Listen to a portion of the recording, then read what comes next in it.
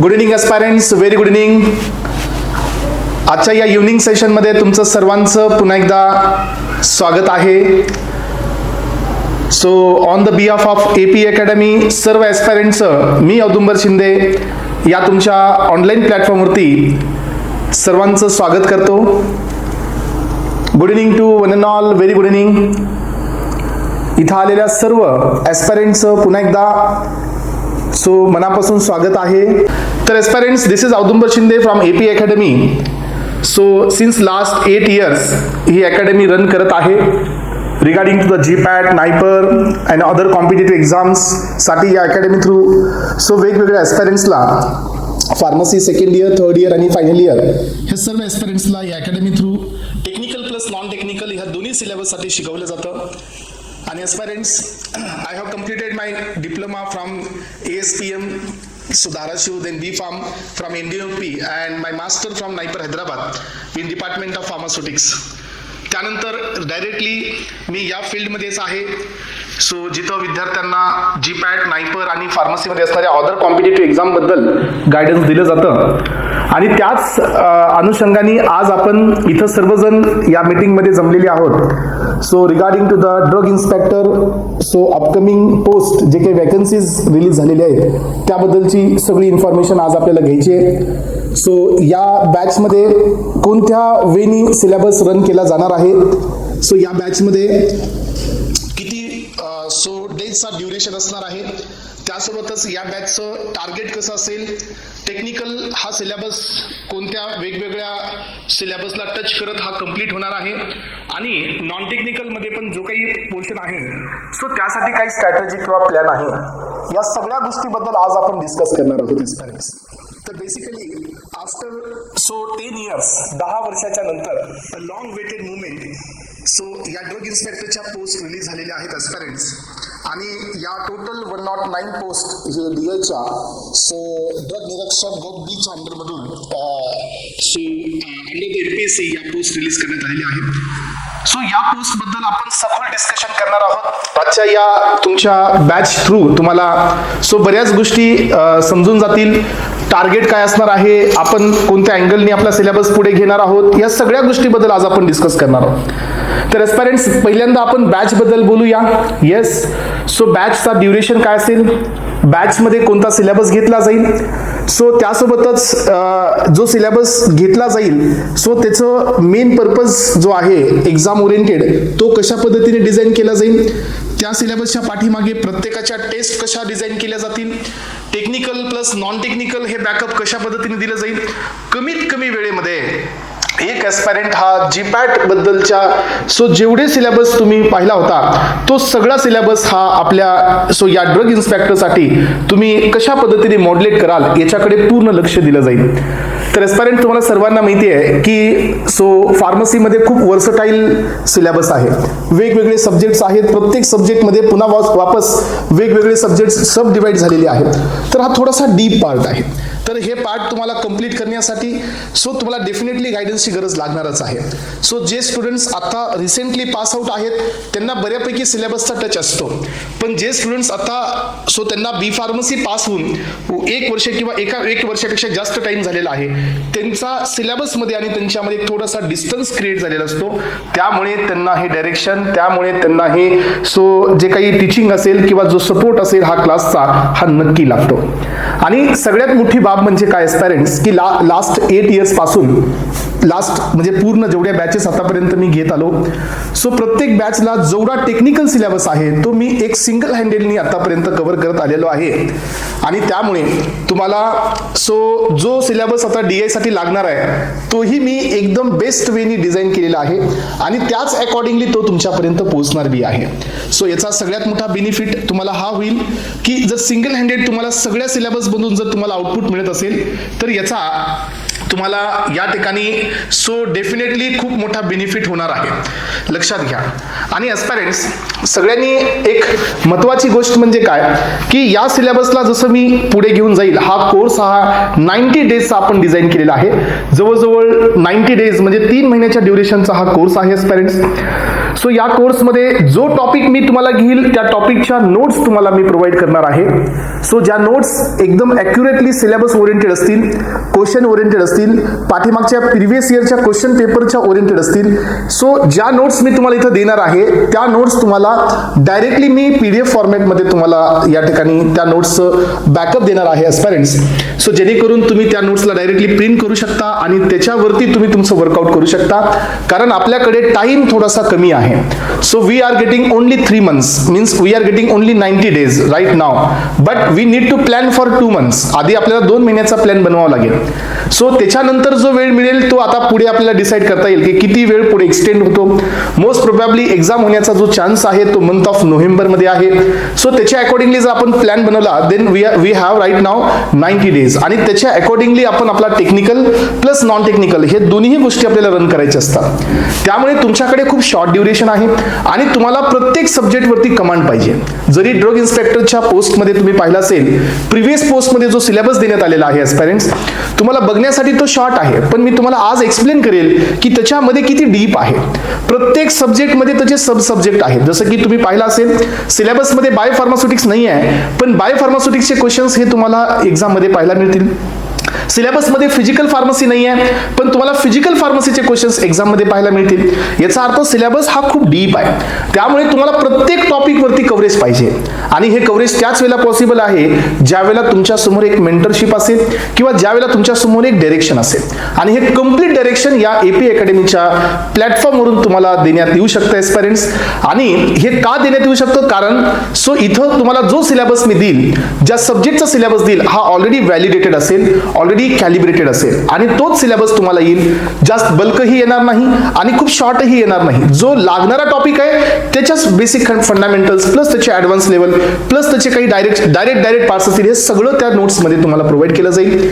त्यासोबत ॲस्पायरंट्स तिसरा पॉईंट आहे तो म्हणजे की तुम्हाला एखाद्या टॉपिक बद्दल काही डाऊट असेल तर तो डाऊट तुम्ही लाईव्ह सेशनमध्ये सॉल्व्ह करू शकता. जस्ट लाईक टुडे तुम्ही प्रत्येक लेक्चर हे लाईव्ह अटेंड करू शकता, आणि तुम्हाला हे प्रत्येक लेक्चर लाईव्ह मिळणार आहे. सो जेणेकरून तुम्ही कुठल्याही प्रकारचा पेंडिंग वर्क ठेवणार नाही. सो जेणेकरून तुम्ही कुठल्याही प्रकारचं जो सिलेबसचा जो आपला शेड्यूल आहे त्यामध्ये तुम्ही पाठीमागे राहणार नाहीत. प्रत्येक सेशन हे लाईव्ह असेल. कोणत्याही प्रकारे तुम्हाला रेकॉर्डेड लेक्चर्स प्रोव्हाइड केले जाणार नाहीत विदाऊट टीचिंग. शिकवल्याशिवाय तुम्हाला रेकॉर्डेड लेक्चर्स दिले जाणार नाहीत. पण डेफिनेटली ॲस्पायरंट्स प्रत्येक लाईव्ह लेक्चरचं रेकॉर्डेड बॅकअप मात्र तुमच्या अकाउंटला डेली तुम्हाला प्रोव्हाइड केलं जाईल. सो ज्या स्टुडंट्सला तो टाइम सुटेबल नाही, ज्यांना ते लेक्चर रिपीट पाहायचंय किंवा ज्यांना त्या लेक्चरमधून काही नोट्स घ्यायच्यात किंवा नोट्सला हायलाईट करायचंय किंवा ज्यांना ते लेक्चर त्या टाइमला पाहणं फिजिबल झालेलं नाही आहे, अशा सर्व ॲस्पायरंट्ससाठी आपल्याकडे झूम रेकॉर्डिंग नाही आहे. सो तुम्हाला असं वाटेल की ही झूम रेकॉर्डिंग असेल, नो, ही प्युअरली HD रेकॉर्डिंग आहे आणि ही तुमची कॅमेराची रेकॉर्डिंग आहे. लक्षात घ्या ॲस्पायरंट्स, जी तुम्हाला प्रत्येक दिवशी आपल्या APAच्या सॉफ्टवेअरमध्ये ॲप्लिकेशनमध्ये तुम्हाला ही प्रोव्हाइड केली जाईल. त्यासोबतच ॲस्पायरंट्स जसं हा सिलेबस घेतला जाईल तसं तुमचं ॲनालिसिस होणं पण खूप गरजेचं आहे. त्या टॉपिकचं ॲनालिसिस होणं ही खूप मॅन्डेटरी आहे. मग हे ॲनालिसिस तुम्हाला कुठून करता येईल सांगा? तर हे ॲनालिसिस करण्यासाठी आपल्याला प्रॅक्टिस एक्झाम घ्याव्या लागतील, आणि या एक्झाम जे PYQ असतील त्याच्या रिलेटेडच तुम्हाला बनवावे लागतील. त्यामुळे या एक्झाम बनवण्यासाठी तुम्हाला तोच माणूस पाहिजे जो या फील्डमध्ये लास्ट काही इयर्स पासून काम करतोय. जेणेकरून तुम्ही पाहू शकता की लास्ट 8 years पासून ही अकॅडमी रन करतोय. तर प्रत्येक गोष्टीला प्रत्येक सिलेबसच्या टेस्ट या डिझाईन केलेल्या आहेत. So as per the drug inspector या टेस्ट डिझाईन केल्या जातील प्रत्येक टॉपिकवरती, आणि या टेस्ट तुम्हाला वीकली 2 मिळतील इनिशियली. सो जेवढे टॉपिक कव्हर केले जातील ॲस्पायरंट्स तेवढ्या सगळ्या टॉपिकला तुम्हाला प्रिपेअर करण्यासाठी टाइम दिला जाईल, आणि प्रत्येक थर्सडेला एक टेस्ट तुमची डिझाईन केली जाईल आणि प्रत्येक संडेला एक टेस्ट तुमची डिझाईन केली जाईल इनिशियली. इनिशियली म्हणजे स्टार्टिंगला. जसं आपण पुढे जाऊ तसं या टेस्टचा जो ड्युरेशन आहे तो तुमचा वाढत जाईल. माझ्या अकॉर्डिंगली कमीत कमी म्हणतो मी 3 टेस्ट विदिन वीक या प्लॅटफॉर्मने आपल्याला जायचंय आणि हा सगळा सिलेबस संपल्यानंतर एस्पायरंट्स तुमच्या कमीत कमी 10 ग्रँड टेस्ट ही होणार आहेत, ज्या टेस्ट मधून तुम्ही टोटल सिलेबसला या ठिकाणी रिकॉल करू शकता. तर हाही एक पॅटर्न आपण या एपी अकॅडमी थ्रू ड्रग इन्स्पेक्टरच्या एस्पायरंटसाठी आपण ऑर्गनाईज केलेला आहे. या सगळ्या गोष्टी तुमच्या लक्षात येत असतील आणि तुम्हाला हे पण लक्षात येत असेल की माझं जीपॅटचं प्रिपरेशन झालेलं आहे. येस, डेफिनेटली कदाचित मीच तुम्हाला जीपॅट बद्दल शिकवलं असेल किंवा अजून कोणीतरी तुम्हाला जीपॅट बद्दल गायडन्स दिला असेल. जीपॅट तुम्ही क्वालिफाईड असाल, जीपॅट मध्ये तुमचा रँक असेल. डेफिनेटली एस्पायरंट्स जीपॅट करणं ही एक वेगळी कॉन्सेप्ट आहे. त्याच्यामध्ये पण फार्मसीचा खूप सारा सिलेबस लागतो. जवळजवळ 20+ सब्जेक्ट्स तुम्हाला या ठिकाणी रेडी करावं लागतात. पण एस्पायरंट्स फॉर युअर काइंड इन्फॉर्मेशन एक गोष्ट मात्र पक्की लक्षात ठेवा, ती म्हणजे काय की जीपॅटचा जो सिलेबस आहे तो सिलेबस आणि ड्रग इन्स्पेक्टरचा जो सिलेबस आहे तो सिलेबस एक्झॅक्टली सेम नाही आहे. एक्झॅक्टली सेम नाही याचा अर्थ असा असतो की सब्जेक्ट मध्ये व्हेरिएशन आहे. सब्जेक्ट तोच आहे. तुम्हाला माहिती आहे की फार्मास्युटिकल ज्युरिस्प्रुडन्स हा आपण जीपॅट साठी किती स्टडी करतो, तोच फार्मास्युटिकल ज्युरिस्प्रुडन्स जर तुम्ही आता DI साठी पाहत असाल तर एक ड्रग अँड कॉस्मेटिक ऍक्टचा जो इन्फॉर्मेशन आहे ही 600+ पेजेसची आहे. याचा अर्थ याच्यामध्ये व्हेरिएशन आहे. तुम्ही नॉर्मली जर तुम्ही तुमच्या जीपॅट साठी मायक्रोबायोलॉजी स्टडी करता, तो मायक्रोबायोलॉजी आणि आता जो लागणारा मायक्रोबायोलॉजी आहे याच्यामध्ये किती गॅप आहे तुम्हाला लक्षात येईल की जो आपण इकडे मायक्रोबायोलॉजी करतो किंवा बायोटेक्नॉलॉजी करतो, जीपॅट साठी तो एक मायनर टॉपिक आहे, नॉर्मल सब्जेक्ट आहे. पण तोच सब्जेक्ट तुमच्या ड्रग इन्स्पेक्टर साठी मेजर आहे. याचा क्लिअर कट मिनिंग आहे तो म्हणजे की जीपॅट आणि DI या दोघांमध्ये सिलेबसची सिमिलॅरिटी आहे, but still there is a variation. आणि हेच व्हेरिएशन तुमच्या पोस्ट सिलेक्शन मध्ये तुम्हाला इंटरफेरन्स देणार आहे. जर तुमचं बेसिक स्ट्रॉंग आहे, तुम्ही सिलेबस वाईज गेलेले आहात, तुम्ही जीपॅटची तयारी केलेली आहे, रिसेंटली तुम्ही पास आउट आहात, लास्ट 5 years अगो तुम्ही पास आउट आहात, सो इट डझंट मॅटर. पण तुम्हाला एकदा ब्रशअप करणं, सिलेबसला थरोली जाणं, कॉन्सेप्च्युअली समजून घेणं आणि त्यानंतर जे एक्झाम आहे ड्रग इन्स्पेक्टरच्या, जे प्रिव्हियस इयरचे क्वेश्चन पेपर आहेत त्याच्या अकॉर्डिंगली सिलेबस मॉड्युलेट करणं हे खूप जास्त मॅन्डेटरी असणार आहे एस्पायरंट्स. कारण सर्वांना हे माहिती आहे की या जे पोस्ट तुमच्या MPSC थ्रू रिलीज झालेले आहेत ह्या पोस्ट आफ्टर 10 years आलेले आहेत. आणि ऍडिशनली काय आहे की या पोस्ट साठी लागणारा जो एक्सपिरियन्स होता तो विथ गुड लक की हा एक्सपिरियन्स काढण्यात आलेला आहे. त्यामुळे प्रत्येक बी फार्मसी फ्रेशर या एक्झाम साठी इलिजिबल आहे. त्यामुळे कॉम्पिटिशन खूप ह्यूज आहे एस्पायरंट्स. कॉम्पिटिशनच्या कंपॅरेटिव्हली जर तुम्ही पाहिलं देन ओनली 109 सीट्स सध्या अवेलेबल आहेत. अशी इन्फॉर्मेशन पण आलेली आहे की पुढे येणाऱ्या टायमिंग मध्ये काही सीट्स याच्यात ऍड ऑन होणार आहेत. 30 to 35 सीट्स याच्यामध्ये ऍड ऑन होणार, पण हे अजून ऑफिशियली नाही आहे. त्यासोबतच हे कॉम्पिटिशनचा जर तुम्ही लेवल पाहिला तर हा खूप मोठा लेवल आहे. तो स्टुडंट PhD असो, तो स्टुडंट मास्टर असो, तो स्टुडंट नायपरियन असो, तो स्टुडंट IIT असो, तो स्टुडंट ICTN असो किंवा तो स्टुडंट महाराष्ट्रामधील असणाऱ्या गव्हर्नमेंट कॉलेजचा असो किंवा तो स्टुडंट महाराष्ट्रामध्ये असणाऱ्या प्रायव्हेट सेक्टरमध्ये असो, प्रत्येक जण या पोस्टसाठी ड्रीम करत आहे. प्रत्येक जण या पोस्टच्या पाठीमागे आहे. प्रत्येक जणाची तयारी ऑलरेडी स्टार्ट झालेली आहे एस्पायरंट्स. त्यामुळे हा कॉम्पिटिशनचा मोठा भाग आहे. माझ्याकडे एक स्टेटमेंट तुम्हाला मी देते, लक्षात देऊ नका की जे सिलेक्शन आहे हे सिलेक्शन अवघ्या काही मार्कामुळे कुणाचं होऊन जाईल आणि अवघ्या काही मार्कामुळे कुणाचं राहून जाईल. म्हणजे हे एवढं एकदम पॉइंट टू पॉइंट वरती हे या ठिकाणी सिलेक्शन होणार आहे. त्यामुळे मला असं वाटतंय की कुठलीच बाजू ही तुमची वीक राहू नये, कोणताच सब्जेक्ट हा तुमचा पाठीमागे असू नये, प्रत्येक सब्जेक्टला वेटेज द्यायचंय. पण आता त्याच्यामध्ये इम्पॉर्टंट काय माहिती अजून की तुम्हालाही माहिती आहे की KD त्रिपाठी हे किती मोठं बल्की बुक आहे. KD त्रिपाठी हे मोठं बुक आहे. त्याचे पेजेस जर तुम्ही काउंट केले तर एक KD त्रिपाठीचं पेजेस जर तुम्ही काउंट केले तर हे 1500+ आहे आणि आपल्याकडे जो ड्युरेशन आहे तो खूप कमी आहे. याचा अर्थ तुम्हाला जे रीडिंग करायचे आहे त्याच्यापेक्षा जास्त इम्पॉर्टंट आहे की काय रीड नाही करायचं आहे. जे तुम्हाला डेटा घ्यायचा आहे त्याच्यापेक्षा इम्पॉर्टंट हे आहे की कोणता डेटा मला नाही घ्यायचा आहे. या गोष्टीकडे सध्या खूप मोठा फोकस आहे आणि हा फोकस तुम्हाला एक मेंटरशिपच्याच अंडरमध्ये मिळू शकतो. हा फोकस तुम्हाला एका कंटिन्युअस गायडन्सच्याच अंडरमध्ये मिळू शकतो. त्यामुळे या बॅच थ्रू जे एस्पायरंट्स ड्रग इन्स्पेक्टरचं प्रिपरेशन करतील फॉर्च्युनेटली त्यांच्यासाठी ऑलरेडी सिलेबस हा तयार आहे. ऑलरेडी सगळ्या नोट्स या रेडी आहेत. ऑलरेडी जो काही टॉपिक तुम्हाला पाहिजे तो कोलॉजी असेल किंवा तो सुटिक्स असेल, मायक्रोबायोलॉजी असेल, बायोटेक्नॉलॉजी असेल किंवा फार्मास्युटिकल ज्युरिस्प्रुडन्स असेल, प्रत्येक टॉपिक बद्दलची इस्टिमेटेड इन्फॉर्मेशन ऑलरेडी रेडी आहे. याच अकॉर्डिंगली ही बॅच एस्पायरंट्स तुमची रन होणार आहे. 90 डेजचा प्रोग्राम आहे एस्पायरंट्स. पर डेचा जो टीचिंग टाइम आहे तो आहे 1.5 hour minimum and maximum it can be extended up to 2 hours. So 1.5 तास ते 2 तास पर डेच्या टीचिंग वरती आपण जाणार आहोत. आणि इथं जेवढे एस्पायरंट्स या अकॅडमी मधून गेलेले आहेत त्यांना याची ऑलरेडी आयडिया असेलच की एवढा वेळ क्लास होतो आणि आपल्याला तो क्लास घ्यावाच लागेल कंटिन्युअसली लाईव्ह मध्ये. सो रेकॉर्डेड लेक्चर्स मी तुम्हाला कुठलीच देणार नाही, डायरेक्टली प्रत्येक टॉपिक तुम्हाला आधी शिकवला जाईल आणि त्याचे रेकॉर्डेड तुम्हाला प्रोव्हाइड केले जातील एस्पायरंट्स. त्यामुळे कुठल्याही प्रकारचा लोड पेंडिंग वर तुमचा राहणार नाही. हा, जे स्टुडंट्स जॉब करत असतील ज्यांना तो टाइम फिजिबल नसेल त्यांच्यासाठी आपण पर डे प्रत्येक दिवसाचा रेकॉर्डेड बॅकअप त्यांच्या अकाउंटला इंडिव्हिज्युअली आपण पाठवत असतो. त्यामुळे त्यांना जर काही रिपीट करायचं असेल किंवा पुन्हा अटेंड करायचं असेल तर तो स्टुडंट तिथूनही तो लेक्चर अटेंड करू शकतो. तर हा अशा सगळ्या प्रकारचा प्लॅटफॉर्म आणि हा कम्प्लीट ऑनलाईन प्लॅटफॉर्म आहे एस्पायरंट्स. तुमचं लेक्चर ऑनलाईन होतील, त्यासोबत तुमच्या टेस्ट ऑनलाईन होतील, तुमचं इव्हॉल्युशन जे असेल टेस्टचं तेही ऑनलाईन होईल. तुम्हाला पूर्ण याच्यामध्ये तुमचा रँक समजेल, तुमच्या मिस्टेक समजतील. सो अनालिसिस करण्यासाठी टाइम मिळेल, कुठं तुम्ही क्वेश्चन रॉंग केलाय, करेक्ट ऑप्शन काय, ह्या सगळ्या गोष्टी त्यामध्ये इन्क्लुडेड आहेत. चला, तर एस्पायरंट्स ही सगळी बेसिक इन्फॉर्मेशन तुम्हाला आता इथे मी दिलेली आहे. आणि विशेषतः म्हणजे काय की उद्याचा एक दिवस जर आपण मधल्या सोडत असाल तर मंडे पासून ही बॅच मी स्टार्ट करत आहे.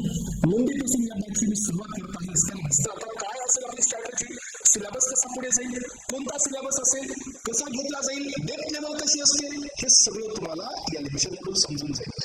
तुम्ही हे लेक्चर शेवटपर्यंत अटेंड करा. जर तुम्ही शेवटपर्यंत अटेंड करत असाल तर तुम्हाला या टॉपिकचा प्रत्येक बीट हा तुमच्या माइंड मध्ये क्लिअर होऊन जाईल. त्याशिवाय तुम्हाला ही क्लॅरिटी एकदम अप लेवल पर्यंत मिळणार नाही एस्पायरंट्स. तर एस्पायरंट्स हे समजून घ्या, ही एक पोस्ट आहे जी सगळे जण याच्याबद्दल ड्रीम करतात, ती म्हणजे ड्रग इन्स्पेक्टर. आपल्या सेक्टरमध्ये ही सगळ्यात मोठी पोस्ट आणि सगळ्यात फेवरेट पोस्ट ही कन्सिडर केली जाते. सो ड्रग निरीक्षक, अन्न आणि औषध प्रशासन, सो ही एमपीएससी थ्रू कंडक्ट होत आहे. 109 वॅकन्सीज इथं तुमच्या समोर आहेत. तर रिसेंटली मी एक लेक्चर अपलोड केलेलं आहे, पहा. एपी अकॅडमीचं युट्यूब चॅनल आहे, त्यावरती तुम्ही जाऊन ही लेक्चर पाहू शकता. हे सीट डिस्ट्रीब्युशन यामध्ये देण्यात आलेलं आहे की कोणत्या कॅटेगरीमध्ये किती सीट्स डिस्ट्रीब्युट करण्यात आलेले आहेत, त्यामध्ये सर्वसाधारण किती आहेत, त्यामध्ये फिमेलसाठी किती रिझर्व्ह आहेत, सो स्पोर्ट्समन साठी किती रिझर्व्ह आहेत, याच्याबद्दलची सगळी इन्फॉर्मेशन तुम्हाला ऑलरेडी युट्यूब वरती मी अपलोड केलेली आहे. तुम्ही तिथं जाऊन हा पार्ट पाहू शकता. त्यानंतर तुम्हाला ऍप्लिकेशन फॉर्म फिलअप करायचा आहे. तर ऍप्लिकेशन फॉर्मची डेट ऑलरेडी किंवा जे पोर्टल आहे हे लास्ट डे पासून ओपन झालेलं आहे एस्पायरंट्स. मी सर्वांना हे सजेस्ट करेल की कुणीही ऍप्लिकेशन फॉर्म फिलिंग हे लास्ट वीक मध्ये करू नका. कदाचित काही टेक्निकल इश्यू आला किंवा काही डॉक्युमेंटेशन प्रॉब्लेम आला किंवा जे काही तुमच्या समोर एखादा इश्यू तुमच्या समोर राईज होईल तो इश्यू सॉल्व्ह करण्यासाठी तुम्हाला पुढे थोडासा टाइम लागतो. त्यामुळे ऍटलीस्ट 10 days बिफोर तुम्ही हे ऍप्लिकेशन फॉर्म सबमिट करा. कारण हा जो पोस्ट आहे हा आता आफ्टर 10 years तुमच्या समोर आलेला आहे. तर हे पुढे कधी येईल याची काही गॅरंटी नाही. आणि जर तुमचं प्रिपरेशन त्या लेवलचं असेल एस्पायरंट्स की ज्या पोस्टला तुम्ही या क्रॅक करू शकता, तर तुम्ही अशा पद्धतीचा चुकीचा डिसिजन इथं घेणं योग्य नाहीये. सो याची लास्ट डेट ही 21 ऑगस्ट आहे. अकॉर्डिंगली तुम्ही फॉर्म फिलअप करा मी सांगितल्याप्रमाणे. सो ऍटलीस्ट 10 days बिफोर तुम्ही हे फॉर्म फिलिंग करायला पाहिजे. त्यानंतर पहा एस्पायरंट्स, इथं एज लिमिट पण मी डिस्कस केलंय. सो लास्ट लेक्चर मध्ये जे तुमच्या समोर अपलोडेड आहे यामध्ये 38 जनरल कॅटेगरी अप टू 38 आणि रिझर्व्ह मध्ये मला वाटतं टोटल 43 years सो इथपर्यंत आहे. आणि सो जे हँडिकॅप आहे त्यांना 45 years असं रिलॅक्सेशन देण्यात आलेलं आहे. आणि या गोष्टीची थोडीशी काळजी घेतली गेली आहे पॅरेंट्स की ही पोस्ट लेट आहे. ऑलरेडी हे नोटिफिकेशन एकदा रिलीज झालं होतं, यानंतर ह्या एक्झाम नाही झाल्या आणि हे लक्षात घेता एज लिमिट थोडंसं एक्सटेंड करण्यात आलेलं आहे 38 years पर्यंत. सो प्रत्येक एस्पिरंट हा फॉर्म फिलअप करू शकतो. आणि जर हे एज लिमिट 38 पर्यंत आहे तर तुम्ही थोडंसं समजून घ्या, हा पण एक कॉम्पिटिशनचा भाग आहे जो की जे स्टुडंट्स लास्ट 10 years पासून या प्रिपरेशन मध्ये असतील किंवा इंडस्ट्रीमध्ये असतील, लेक्चरशिप मध्ये असतील किंवा ते कुठल्याही अजून वेगळ्या सेक्टरमध्ये असतील, प्रत्येक जण या पोस्ट साठी अप्लाय करू शकतो. कारण एज रिलॅक्सेशन एवढं जास्त देण्यात आलेलं आहे एस्पिरंट्स. पुढे या नेक्स्ट डेट जे रिक्वायर्ड डॉक्युमेंट आहेत हेही तुम्हाला सांगितलेले आहेत. सो या डॉक्युमेंट्स मध्ये सर्व लिस्ट ही त्या पोस्ट त्या ऍडव्हर्टाइजमेंट मध्ये जे नोटिफिकेशन रिलीज करण्यात आलेलं आहे एस्पिरंट्स याच्यामध्ये देण्यात आलेलं आहे. तुम्ही हे सर्व या ठिकाणी रीड करून घ्या. लास्ट लेक्चर मध्ये मी हे पण तुम्हाला दिलेलं आहे. त्यानंतर एस्पिरंट्स ही इन्फॉर्मेशन थोडीशी मेन आहे जी की तुम्हाला या आता सध्या बोर्डवरती दिसते. सो याच्यामध्ये काही गोष्टी थोड्या ऍडिशनल आहेत. सो अजून तरी तुम्हाला सर्वांना माहिती आहे की एमपीएससीनी ऑफिशियल अपडेटेड सिलेबस दिलेला नाही आहे. सो अजून या एक्झाम साठीचा जो अपडेटेड सिलेबस आहे तो देण्यात आलेला नाही आहे. सो डेफिनेटली सिलेबस मध्ये थोडेफार चेंजेस होणारच आहेत, पण कोणते चेंजेस होणार आहेत हे अजून माहिती नाही आहे. सो कोणते सब्जेक्ट ऍड होतील किंवा कोणता पोर्शन जास्त ऍड होईल हे अजून सांगितलेलं नाहीये. सो पण आपण जे आता डिस्कस करतोय हे प्रिव्हियसली जे ड्रग इन्स्पेक्टरची पोस्ट सो एक्झाम 2015 मध्ये जो सिलेबस रिलीज झालेला आहे त्याच्या अकॉर्डिंगली आपण काही पॉइंट्स डिस्कस करणार आहोत. लक्षात घ्या, तर या टेस्ट मध्ये जे नंबर ऑफ क्वेश्चन्स असतील ते 100 असतील. सो पाठीमागच्या बेसिसवरती आपण डिस्कस करतोय एस्पिरंट्स. सो 100 क्वेश्चन मध्ये आतापर्यंत तुम्ही पाहिलं असेल की जे पाठीमागचा जो पेपर आहे हार्डली यामध्ये 5 to 7 8 क्वेश्चन्स फक्त नॉन टेक्निकलचे होते. बाकी सगळे क्वेश्चन हे टेक्निकलचेच आहेत. टेक्निकल इन द सेन्स सगळे क्वेश्चन्स हे फार्मसी रिलेटेड आहेत. यामुळे या 100 क्वेश्चन मध्ये जे डिस्ट्रीब्युशन आहे सो पाठीमागच्या सिलेबस नुसार तर ते अशा पद्धतीने आहे. आणि ही टेस्ट एमसीक्यू पॅटर्नची आहे. हा, तर आता तुम्हालाही माहिती आहे की एमपीएससी मध्ये काही चेंजेस घेण्यात आलेले आहेत. सो ज्याच्यामध्ये जे राज्यसेवा आहेत त्याच्यामध्ये तरी 2025 पासून सो एक प्रिलिम्स आणि मेन्स असं त्यांनी थोडंसं डिस्ट्रीब्युशन केलंय. प्रिलिम्स ही ऑब्जेक्टिव्ह आहे, मेन्स ही एक्झाम सब्जेक्टिव्ह आहे. So it just like UPSC. पण मला वाटतं हे असं होणार नाही बिकॉज ही सरळ सेवा आहे. सो कदाचित तो पॅटर्न तर आपल्याला लागू होणार नाही. पण तुम्ही पुढे जो सिलेबस येईल, जो पॅटर्न येईल, जो काही येईल त्याला आपल्याला ऍक्सेप्ट करावं लागेल. सो 99% तर हे असाच पॅटर्न राहणार आहे. त्यानंतर जो एक्झाम आहे तो ऑनलाईन असेल एस्पिरंट्स. सो ऑनलाईन असेल नाही, पाठीमागचा तर पेपरवरती झालेला आहे. सो एक्झामची अजून तरी ऑनलाईनच मे बी ऑनलाईनच असेल. सो ड्युरेशन असेल फक्त 1 तास. 1 तासाची ही टेस्ट आहे. सो यामध्ये जे मार्क सिस्टम आहे ते प्रत्येक क्वेश्चन साठी मी हे जो पॅटर्न तुम्हाला देतोय हे पाठीमागच्या एक्झाम वरती आपण कन्सिडर करून देत आहोत. सो 200 मार्क्सची एक्झाम आहे. आणि या एक्झाम मध्ये जो प्रत्येक क्वेश्चन असेल तर 100 क्वेश्चन आहेत, प्रत्येक क्वेश्चन हा 2 मार्क्स साठी असेल. सो यानंतर याच्यामध्ये इंटरव्ह्यू साठी पण 50 मार्क्स हे रिझर्व करण्यात आलेले आहेत. हा तुमचा सेकंड राऊंड असणार आहे पेरेंट्स. आणि यामध्ये निगेटिव्ह सिस्टम पण आहे. तुम्हाला माहित असू द्या प्रत्येक करेक्ट क्वेश्चनला तुम्हाला 2 मार्क्स मिळतील आणि प्रत्येक इनकरेक्ट क्वेश्चन साठी तुमचे जे मार्क आहेत यामध्ये 0.5 मार्क्स हे रिड्यूस होतील किंवा डिडक्शन होईल. म्हणजे 1/4 जस्ट लाईक जीपॅट अशीच ही निगेटिव्ह सिस्टम इथेही देण्यात आलेली आहे. यानंतर पहा एलिजिबिलिटी क्रायटेरिया सर्वांना मिळते. फ्रेश बी फार्म तुम्ही पास आउट असाल, तुमचा रिझल्ट डिक्लेअर झालेला आहे, तुमच्याकडे सर्व सेमिस्टरचे मार्कशीट्स असतील तर तुम्ही या पोस्टसाठी एलिजिबल आहात. पण बीएससी वाले एमएससी वाले या पोस्टसाठी एलिजिबल नाही आहेत. So bachelor in pharmacy, bachelor in pharmaceutical science और MBBS with the specialisation in pharmacology, clinical pharmacology और मायक्रोबायोलॉजी असं जर असेल तर ही तुम्ही पोस्टसाठी या ठिकाणी एलिजिबल असाल. जे सिलेक्शन प्रोसिजर आहे यामध्ये पहिली टेस्ट आहे रिटन टेस्ट. सो दुसरी आहे इंटरव्ह्यू. पहिली टेस्ट ही रिटन टेस्ट आहे. पण एस्पिरंट्स आयोगनी अजून एक गोष्ट सांगितलेली आहे, जर त्यांच्याकडे जो फॉर्म नंबर आहे तो जर त्यांच्या लिमिट पेक्षा जास्त आला तर ह्या रिटन टेस्टच्या आधी पण त्यांनी एखादी प्री टेस्ट किंवा कोणता तरी क्रायटेरिया अप्लाय करून सो ते तिथं रिडक्शन करू शकतील असंही त्यांनी त्यांच्या नोटिफिकेशन मध्ये दिलेलं आहे. सो एस्पिरंट्स आता सगळ्यात मेन आहे सिलेबस. तुमच्या समोर ही गोष्ट आता डिस्कशन करत आहोत आपण, कारण तुम्हाला बऱ्याच जणाला ही आयडिया आहे की जो सिलेबस कॉपी आहे 2015 ची ही खूप छोटीशी आहे आणि इथं मी ती दिली आहे. सो या सिलेबस मध्ये डीप लेवल ही आपल्याला वरतून दिसणार नाही. तुम्ही पहा सिलेबस मध्ये एचएपी नाही आहे पण एचएपी तुमच्या एक्झाम मध्ये आहे. सिलेबस मध्ये बाय फार्मास्युटिक्स नाही आहे पण तो तुमच्या एक्झाम मध्ये आहे. सिलेबस मध्ये फिजिकल फार्मसी नाही आहे पण तो तुमच्या एक्झाम मध्ये आहे. सिलेबस मध्ये नोवेल ड्रग डिलिव्हरी सिस्टम नाही आहे पण तो तुमच्या सिलेबस मध्ये आहे. त्यामुळे हा जो सिलेबस आहे तो थोडासा बुलेट पॉइंट थ्रू देण्यात आलेला आहे. माझ्या तर अकॉर्डिंगली माझ्या एक्सपिरियन्सनी सो एक ड्रग इन्स्पेक्टरचं प्रिपरेशन करणाऱ्या एस्पायरंटला सगळ्या टॉपिक बद्दल थरो इन्फॉर्मेशन असणं खूप गरजेचं आहे. आणि हे इन्फॉर्मेशन असून पुन्हा ऍडिशनल इन्फॉर्मेशन असणं खूप गरजेचं आहे. जस्ट लाईक न्यूट्रास्युटिकल्स असतील, त्यानंतर ब्लड बँक असेल, ब्लड बँकची रिक्वायरमेंट असेल, त्यांचे मॅन्युफॅक्चरिंग युनिट असतील, सर्व पीजी मधले ऍक्ट असतील, त्यानंतर करंट अफेअर असेल, ऍप्टिट्यूड असेल, त्यानंतर मेडिकल डिव्हाइसेस असतील, ह्या सगळ्या गोष्टी जे जीपॅट पेक्षा थोडं ऍडिशनल लागतात. सो रेग्युलेटरी अफेअर्स असतील. त्यानंतर पहा सिलेबस मध्ये जनरल फार्माकोलॉजी मध्ये रिसेप्टर आहेत, agonism, antagonism, so synergistic effect, additive effect, tachyphylaxis याच्यावरती मी क्वेश्चन्स आहेत. याचा अर्थ तुम्हाला कुठूनच थोडंसं बायपास करता येणार नाही. सो तुम्हाला आपण पूर्ण बेसिक पासून हे नाही होणार. सो बेसिक म्हणजे काय एक्सप्लेन केलं जाईल पण आपल्याला जो डेटा रिक्वायर्ड आहे त्याच्यावरती आपला फोकस असणार आहे. तुम्हाला हर एक कॉन्सेप्ट माझ्याकडून समजून मिळेल, प्रत्येक बीट तुम्हाला समजून सांगितला जाईल, तो कोणताही असो. सो पण जो तुम्हाला जो नोट्स पॅटर्न आहे तो आपला तो इतका अॅक्युरेट असेल, जो एक्झाम ओरिएंटेड आहे तेच तुम्हाला नोट्स थ्रू मिळणार आहे. म्हणजे कुठल्याही प्रकारचा अनवॉन्टेड डेटा हा तुमच्या नोट्स मध्ये तुम्हाला दिला जाणार नाहीये.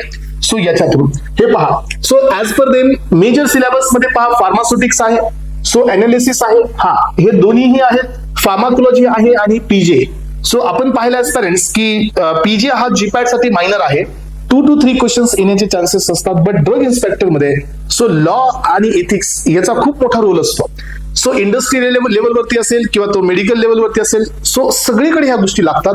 त्यामुळे पीजेचं वेटेज इथं एक्सटेंड होतं आणि त्याच अँगलनी आपल्याला हा सिलेबस घ्यावा लागतो.